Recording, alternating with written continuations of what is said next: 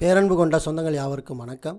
இன்றைக்கி என்ன இந்த வீடியோவில் முக்கியமான ஒரு விழிப்புணர்வு செய்தி பார்க்க போகிறோம் அப்படின்னு பார்த்தீங்கன்னா, 2024 மதுரையைச் சேர்ந்த மணிபாரதி அப்படிங்கிற ஒரு மதுரை உயர்நீதிமன்றத்தில் ஒரு வழக்கு தொடுத்திருந்தார்.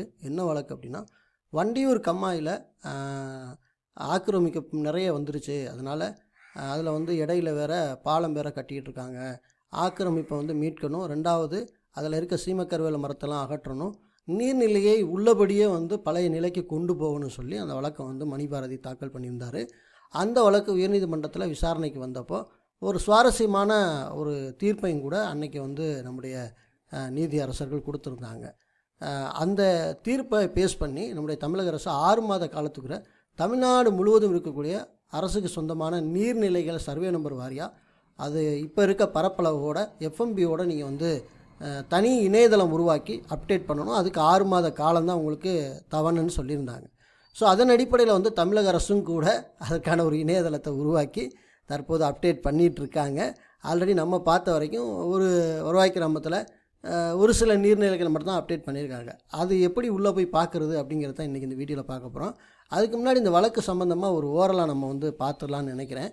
நீர்நிலை ஆக்கிரமிப்பு பட்டாவை ரத்து செய்ய உயர்நீதிமன்ற மதுரை கிளை உத்தரவிட்டுருந்துச்சு. அதாவது 2000 ஆண்டுக்கு பிறகு நீர்நிலை புறம்போக்கு நிலத்தில் பட்டா வழங்கப்பட்டிருந்தால் அதனை ரத்து செய்து ஆக்கிரமிப்பை அகற்றி நீர்நிலைகளை அதன் உண்மையான நிலைக்கு கொண்டு வர வேண்டும் என தமிழ்நாட்டில் உள்ள அனைத்து நீர்நிலைகளின் இருப்பிடம், அவற்றின் உண்மையான பரப்பளவு, தற்போதைய பரப்பளவு உள்ளிட்ட அனைத்து விவரங்களுடன் அடங்கிய தனி இணையதளத்தை 6 மாத காலத்திற்குள் உருவாக்க வேண்டும் என்று தமிழ்நாடு அரசுக்கு சென்னை உயர்நீதிமன்ற மதுரை கிளை அன்றைக்கி உத்தரவிட்டிருந்தாங்க. ஸோ இந்த வழக்கு தான் அது.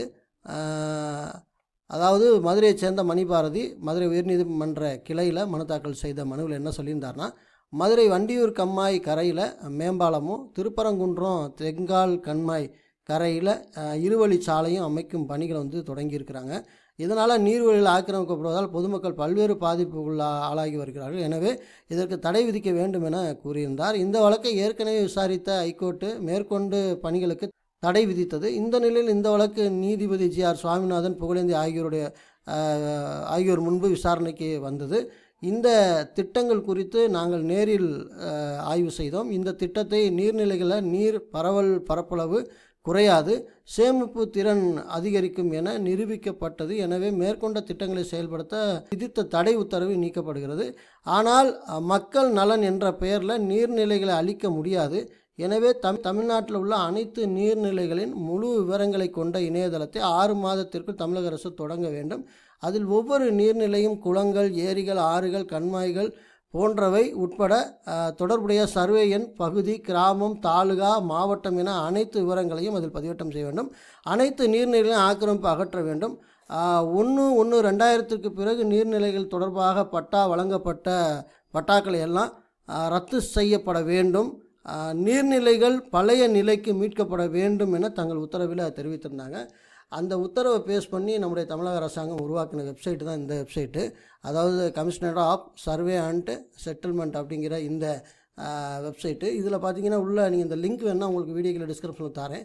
இதில் உள்ளே போனதுக்கப்புறம் பார்த்தீங்கன்னா உங்களுக்கு இந்த மாதிரி தான் இருக்கும். வேறு எந்த ஆப்ஷனுமே இல்லை. ஒன்லி ஒன் ஆப்ஷன் இது மட்டும்தான் இருக்குது.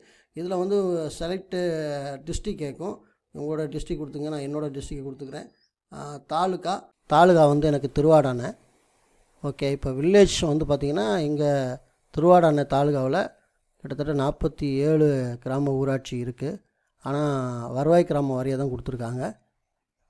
வருவாய் கிராமம் ஓகே, எனக்கு மங்களக்குடி கொடுத்துக்கிறேன்.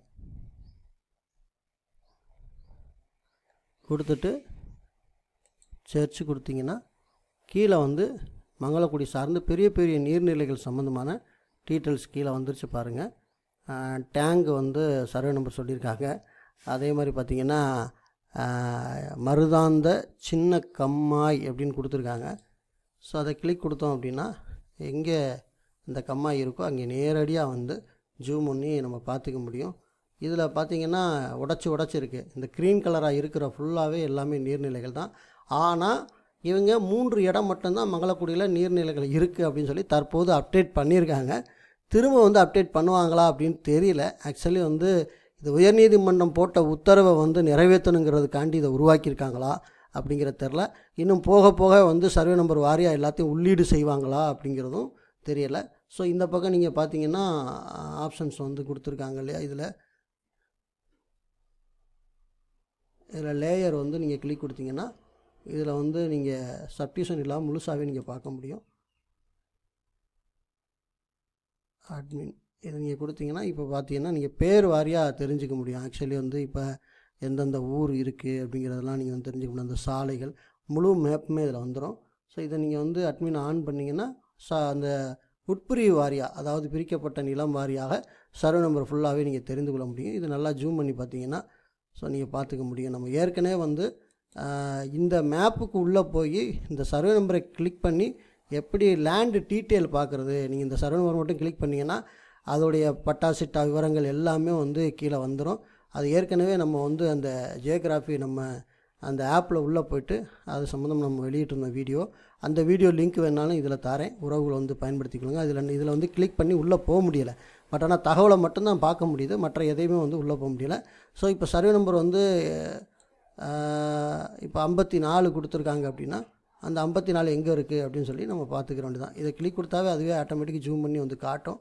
ஸோ நீங்கள் கரெக்டாக இந்த ஏரியாவில் 54 எங்கே இருக்குது அப்படின்னு பார்த்தீங்கன்னா அதுதான் நீர்நிலை. ஸோ இவ்வளோ இடங்கள் இருக்குது. அதில் ஒரு சில இடங்கள் மட்டும்தான் தற்போது வரைக்கும் அப்டேட் பண்ணியிருக்காங்க. நீங்கள் உங்கள் ஏரியாவில் உங்கள் மாவட்டத்தை, உங்கள் தாலுகாவை, உங்களோட வருவாய் கிராமத்தை நீங்கள் கிளிக் பண்ணி பார்த்து மேலான உங்களுடைய தகவல்களை, கருத்துக்களை இந்த வீடியோ கீழே நீங்கள் பதிவிடும்படி அன்போடு கேட்டுக்கொள்கிறேன். இந்த தகவல் உங்களுக்கு யூஸ்ஃபுல்லாக இருக்கும்னு நினைக்கிறேன். மற்றவர்களுக்கும் போய் சென்னுச்சுன்னா மறக்காமல் போயிருங்க. மீண்டும் நல்ல தகவலோடு உங்களுக்கு வேறு வீடியோ சந்திக்கிறேன். நன்றி.